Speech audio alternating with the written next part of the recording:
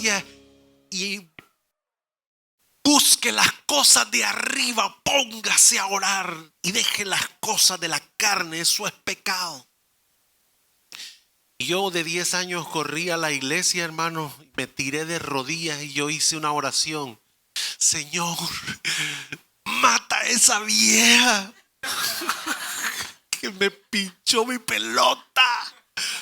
Así como el carro pasó por la pelota que la atropelló. Yo tenía una furia. ¿Qué es ser espirituales? Verdadera espiritualidad. Ese es el tema. ¿Qué es ser verdaderamente espirituales? ¿Es usted una persona espiritual? ¿Vivimos como Iglesia Torrefuerte la verdadera espiritualidad? ¿Somos gente conectada con el Espíritu?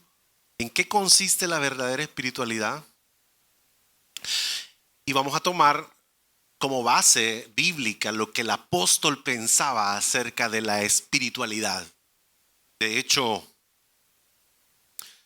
Pablo escribe en un contexto, y quiero que entendamos esto muy bien, los escritores del Nuevo Testamento en su mayoría escribieron bajo un contexto de Grecia y Roma, ¿de acuerdo? La cultura predominante eran los griegos. Jesús se movió en un contexto cultural greco-romano. ¿Quiénes eran los griegos? Cuando lea a Pablo, entienda que lo que predominaba era la cultura griega por sobre todos ellos. De hecho, Pablo fue a predicar a Atenas, una ciudad de los griegos. Y cuando llega ve un montón de dioses, altares para muchos dioses. Y Pablo les dice, ustedes son bien espirituales, les dice. Son conocedores. Y en medio había un altar para un dios que se llamaba al Dios no conocido. Porque ellos decían, por si se nos queda alguno por ahí, pongamos un altar al Dios no conocido. Entonces Pablo escribe en ese contexto y en esta ocasión les escribe a los Gálatas. En ese contexto, en el capítulo 6 de Gálatas dice así. Léalo conmigo cuando lo tenga. Gálatas capítulo 6 versículo 1. Hermanos, dice, si alguno fuere sorprendido en alguna falta, vosotros que sois, ¿qué les dice? Vosotros que sois espirituales, restauradle con espíritu de mansedumbre, considerándote a ti mismo, no sea que tú también seas tentado. Versículo 2. Sobrellevad los unos las cargas de los otros y cumplid así la ley de Cristo. Porque el que se cree ser algo no siendo nada, a sí mismo se engaña. Así que cada uno someta a prueba su propia obra y entonces tendrá motivo de qué gloriarse solo respecto de sí mismo y no en otros. Porque cada uno llevará su propia carga. El que es enseñado en la palabra haga partícipe de toda cosa buena al que lo instruye. Versículo 7. No os engañéis, hermanos. Dios no puede ser burlado. Todo lo que el hombre sembrare, eso también segará. Porque el que siembra para su carne, de la carne segará corrupción. Mas el que siembra para el espíritu, del espíritu segará vida eterna. No nos cansemos pues de hacer el bien, porque a su tiempo segaremos si no desmayamos.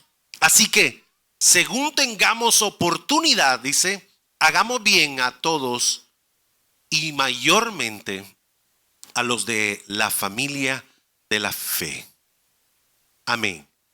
Tradicionalmente hemos asociado la espiritualidad con actividades que están relacionadas con situaciones visibles como la oración, congregarnos en la iglesia, aspectos en la adoración como levantar las manos, alzar la voz, palabras muy rebuscadas a la hora de la oración, ¿verdad? Padre sempiterno Dios que está en... No sabemos ni qué es sempiterno, pero el que habla así lo asociamos con que es una persona muy espiritual, ¿verdad? Y mucho más. Por mucho tiempo hemos asociado las actividades físicas con lo carnal y las cosas invisibles, las que no vemos, con lo espiritual. Pero si vamos a la Biblia, vamos a encontrar aspectos de una vida espiritual muy distintos. Los escritores del Nuevo Testamento ocupaban el vocablo carnal y espiritual muchas veces, pero generalmente no estaban refiriéndose a actividades físicas, como querer decir que todo lo carnal, lo que tiene que ver con lo físico o actividades corpóreas, y lo espiritual a actividades intangibles. Y como ya les dije, recordemos que ellos estaban escribiendo en un contexto griego. Pablo les dijo, ustedes son bien espirituales, les dice. Ya que son bien espirituales, ok, escribamos de esta manera. Y Pablo escribe Gálatas 6. Ya sabiendo eso, hermano, necesitamos entender qué es lo carnal y qué es lo espiritual. Carnal y espiritual, en el contexto en el cual estos escritores lo escribieron, quisieron decir así: carnal. ¿Qué es carnal? Carnal es, aquí aparece atrás de mí, todo el ser orientado a valores que le dan la espalda a Dios. Eso es ser carnal. Todo el ser orientado a valores que le dan la espalda a Dios. Espiritual es todo el ser orientado a seguir a Dios o ir en dirección a Dios. Lo repito, carnal significa es todo el ser orientado a valores que le dan la espalda a Dios. Eso es ser carnal. Y ser espiritual es todo el ser orientado a seguir a Dios e ir en dirección a Dios. En otras palabras, hermanos, una persona espiritual no se determina en lo que hace, sino por qué lo hace. ¿Cuál es la motivación? En ese sentido podemos decir que jugar fútbol podría ser una actividad muy espiritual.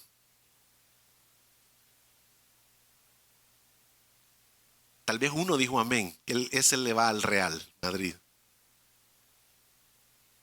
Pero imagínense que, bueno, hace 2 años, después del culto íbamos a jugar fútbol, ¿se acuerda? Y llegaban inconversos y se unían a nosotros. Y nos veían compartir de la palabra del Señor después de jugar fútbol. Y el fútbol se convirtió en una actividad muy espiritual. Podría el fútbol ser una actividad muy espiritual si está basada, por ejemplo, en compartir, en ganar almas, en la coinonía de la iglesia. Y también orar podría convertirse en una actividad muy carnal. Por ejemplo, mi oración a los 10 años: Señor, mata a esa vieja. Una oración muy carnal. Podría ser una actividad muy carnal si está enfocada en motivaciones alejadas de los valores del evangelio. Señor, esa vecina, por favor, ilumínala o elimínala. ¿Es una oración muy espiritual o muy carnal? Qué equivocados hemos estado, ¿verdad? Pensando que es carnal y que es espiritual. Oraciones alejadas. Hay oraciones motivadas por la avaricia. Hay oraciones motivadas por el orgullo, por el interés humano. Esas oraciones podrían ser muy, pero muy carnales. Lo que Pablo aconseja a hacer a la conducta la conducta que Pablo sugiere ante el acontecimiento de una falta, por ejemplo, de uno de nuestros hermanos, es ser espirituales realmente. Volvamos al pasaje. En el versículo 1 les dice: hermanos, si alguno fuere sorprendido en una falta, les dice, ustedes que son espirituales, que en el buen salvadoreño diríamos, ustedes que se la pican de ser espirituales de verdad, tienen que hacer lo siguiente. Número 1, restauradle con espíritu de mansedumbre. ¿Por qué? Considerándote a ti mismo, no sea que tú también seas tentado. Esa es la primera manifestación de una vida espiritual en relación a la restauración de uno. Pero ¿qué hacemos? Pastor, mire, fíjese que le voy a contar algo de la hermana. No es chisme, solo es para que oremos. ¿De acuerdo? Pero viera a la hermana terminando el culto y se va enfrente a chupar. Pero no lo digo para otra cosa. Oremos, oremos. Y ya dejó la cizaña puesta. Pablo dice, no. Si ustedes son realmente cristianos, ¿qué tienen que hacer? Número 1, restáurenle con mansedumbre, considerándote a ti mismo. No vaya a ser que tarde o temprano nosotros nos veamos envueltos en una situación. Vale la pena escuchar esta poderosa palabra, ¿verdad, hermano? ¿Cuántos cristianos han dejado de venir? ¿Ya se fijó cuántas sillas vacías tenemos? ¿Qué vamos a hacer? Vamos a irles a buscar con espíritu de mansedumbre. No sea que en algún momento yo me vea en una falta. Hermano, venga, no somos perfectos. Buscamos la perfección en Cristo Jesús. No deje de venir. Siga adelante. Número 2, sobrellevad. Si sos espiritual, tienes que cumplir esto, dice Pablo. Sobrellevad los unos las cargas de los otros y así cumplir la ley de Cristo. Hermanos, estamos aquí para ayudarnos unos a otros. Amén. El que está enfermo, dice Pablo, llame a los ancianos de la iglesia. No había iPhone en ese tiempo, celulares, pero por alguna razón lo dijo. Si alguno está enfermo, llame a los ancianos de la iglesia y todos vamos a ir y vamos a orar por él. Sobrellevad los unos la carga. Cuando alguien le diga a usted, hermano, ore por mí. A veces en la mente estamos diciendo, ¿verdad? Con que no oro ni por mí. Yo voy a orar por él. Hermano, sobrellevemos los unos las cargas de los otros y así cumpliremos la ley de Cristo Jesús. Eso es ser realmente espirituales. Número 3, versículo 3. Porque el que se cree ser genuino, no siendo nada, ¿qué pasa? A sí mismo se engaña. Si son realmente espirituales, dice Pablo, sean genuinos, realistas, tener una percepción clara de sí mismo. El humano es atraído a querer presumir lo que no tiene.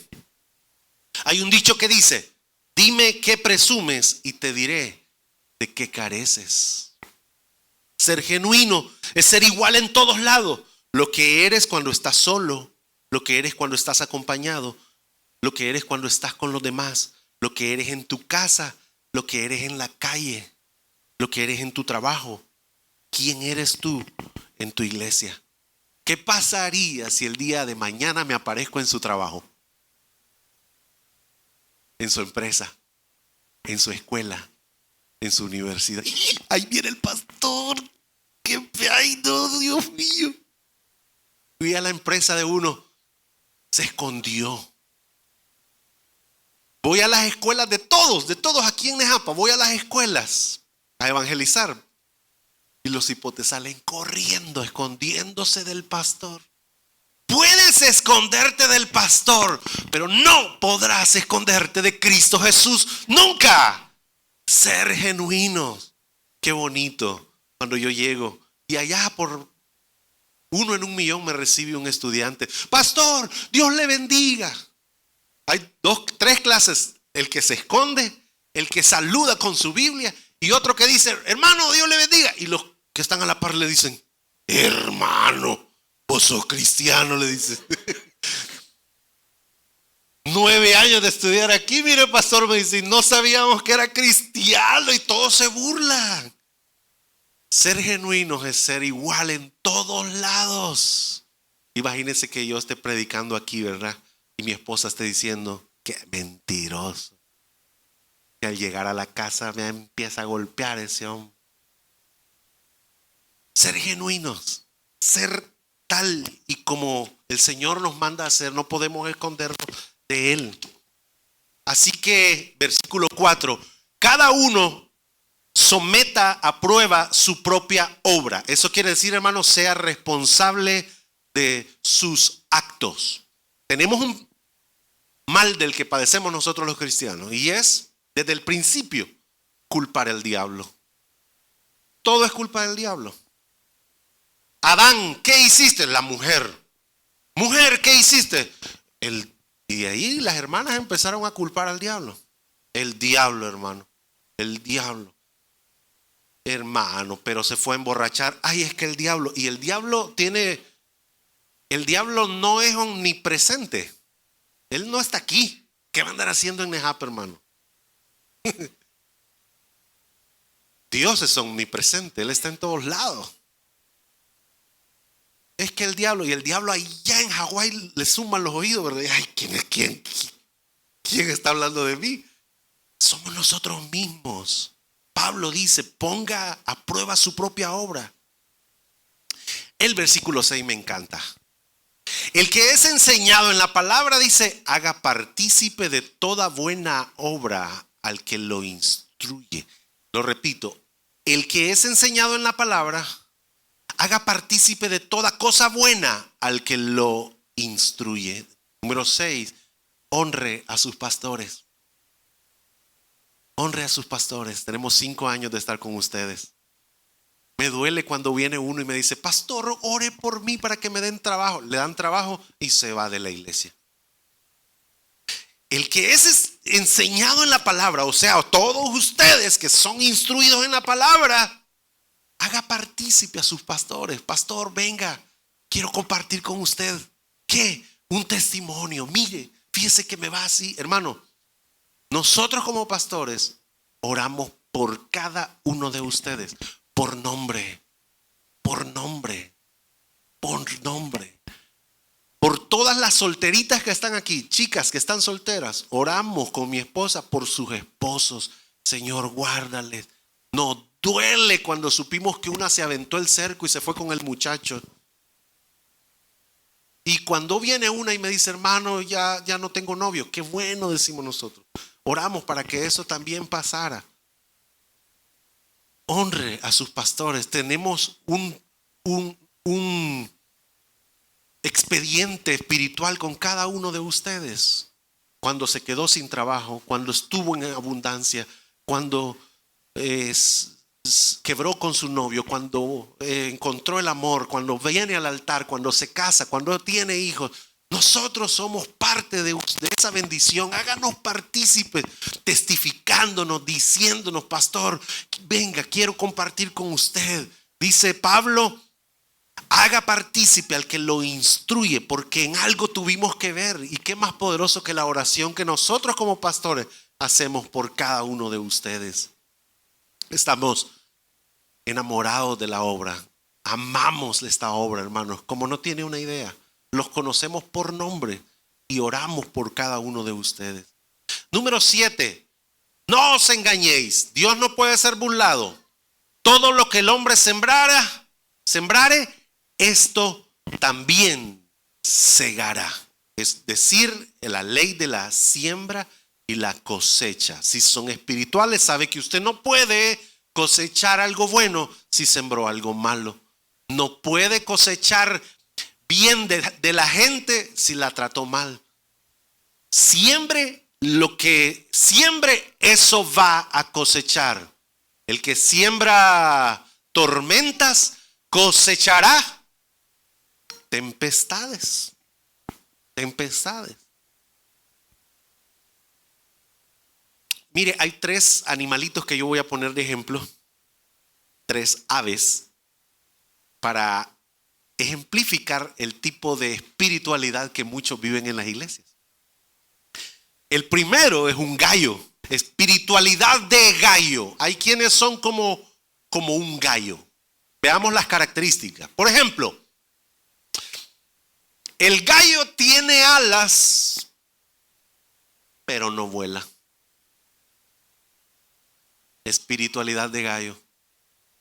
Usted sabe predicar, pero no predica.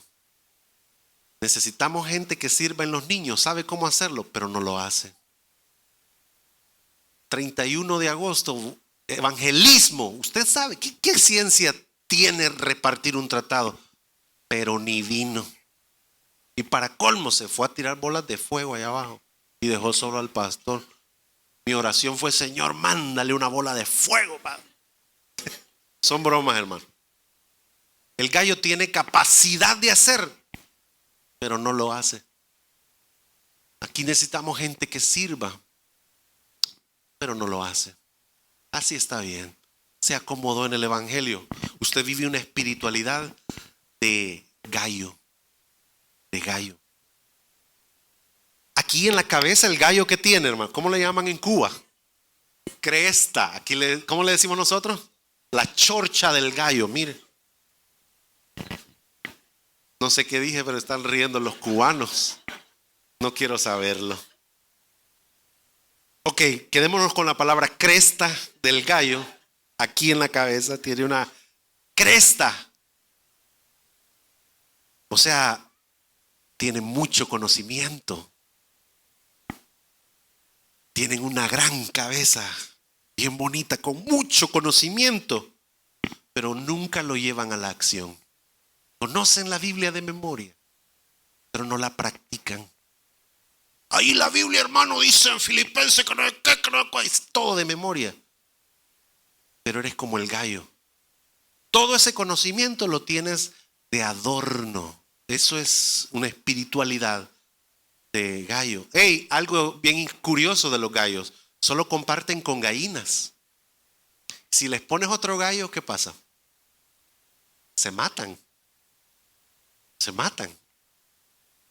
Cristianos individualistas pelean por todo, agarran la Biblia como para pelear, discutir, saben mucho de la palabra, y cuando andan buscando otro rival, ¿verdad? Aquí la palabra dice, hermano, que la palabra. Esa es espiritualidad de gallo. El gallo, ¿qué hace en las mañanas? Canta, porque según él es el reloj. Hay gente que cree que es el reloj de Dios y que Dios me dijo, y así como Dios me lo dijo, así va a ser, hermano. Tienen la iluminación de Dios. Se hace como ellos dicen porque tienen ese contacto directo con Dios. Ellos son los iluminados. Les gusta mostrar que tienen capacidad para lucirse. Cristianos gallos. En la Biblia hay un gallo, ¿sabía? Y está en tercera de Juan. Juan, en su tercera carta, justo en el versículo 9, dice así, ahí va a salir. Dice, Juan escribe: yo he escrito a la iglesia, pero un tal señor llamado Diótrefes, el cual le gusta tener, ¿qué? El primer lugar entre ellos, no nos recibe, dice Juan. Por esta causa, si yo fuere, recordaré las obras que hace, parloteando con palabras malignas contra nosotros. Y no contento con estas cosas, no recibe a los hermanos, y los que quieren recibirlos se los prohíbe, y para colmo, dice, los expulsa de la iglesia. Cristianos gallos, espiritualidad de gallo. Hay otro animal que vuela, otra ave. Nosotros le llamamos sopilote. ¿Cómo le llaman en Cuba? El sopilote, un ave de rapiña. ¿Cómo? Aura tiñosa. Y en Nicaragua, sopilote también. Es un ave sucia. Come carroña. A diferencia del gallo, hermanos, el sopilote puede volar a 2.500 metros de altura. Ese sí vuela. Este solo tiene alas, pero si lo mira, tiene una cabeza bien pequeña. No piensa. No discierne lo que come. No tiene cabeza para analizar lo que está comiendo. Ahorita, mientras yo estoy predicando aquí, hay muchos en sus iglesias que no saben lo que están comiendo. Vuelan alto para identificarse con otros que tienen comida solo para quitárselas. Es individualista, come para sí, no comparte. Esto está relacionado con experiencias superficiales. Cristianos que les gusta volar alto. Ay, pastor, es que yo siento un escalofrío grande y es que no voy a su iglesia porque allí no se siente. Y se quedan en esas experiencias extrasensoriales, pero sin profundidad en la palabra. Cristianos con espiritualidad de sopilote. Y les gustan las experiencias, perdone la palabra, yo le llamo experiencias marihuanescas. Ay, hermano. Volar alto, sensaciones lindas, pero sin profundidad y sin conocimiento. Solo son emocionalismo. No estamos en contra de las experiencias reales del Espíritu Santo que estén fundamentadas fuertemente en la poderosa palabra de Dios. Usted no puede andar buscando experiencias extrasensoriales si no tiene una profundidad en la palabra. Y para eso hay un tercer ave que a mí me encanta. Hay una tercera ave y es el ganso. Son aves que vuelan largas distancias. Y yo quiero que seamos una iglesia que se parece a los gansos. Mire qué lindos. Llegan lejos, hacen realidad sus ideas, sus objetivos. Para ellos es importante llegar más lejos que llegar más rápido. Vuelan en comunidad. Y ahí yo puse un ejemplo, vuelan así formando una letra B. Y el líder va adelante. El líder va adelante y todos van atrás. Y cuando el líder se cansa, el líder baja velocidad y pasa a la parte de atrás. Y el de atrás pasa para adelante. Mire qué vuelo más organizado. Qué bonito. Y cuando uno de los gansos es herido en el camino o está enfermo, deja la manada, baja a la tierra y no baja solo.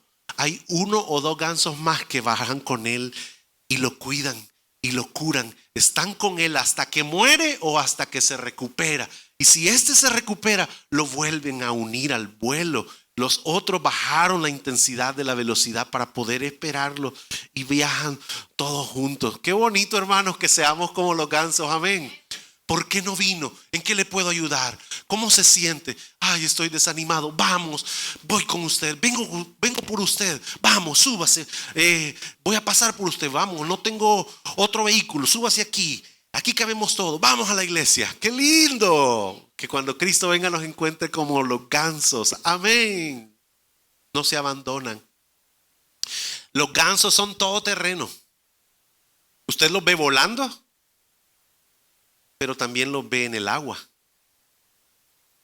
y los ve en la tierra.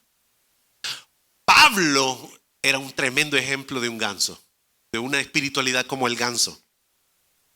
Pablo tenía experiencias tan espirituales fuera del cuerpo, así.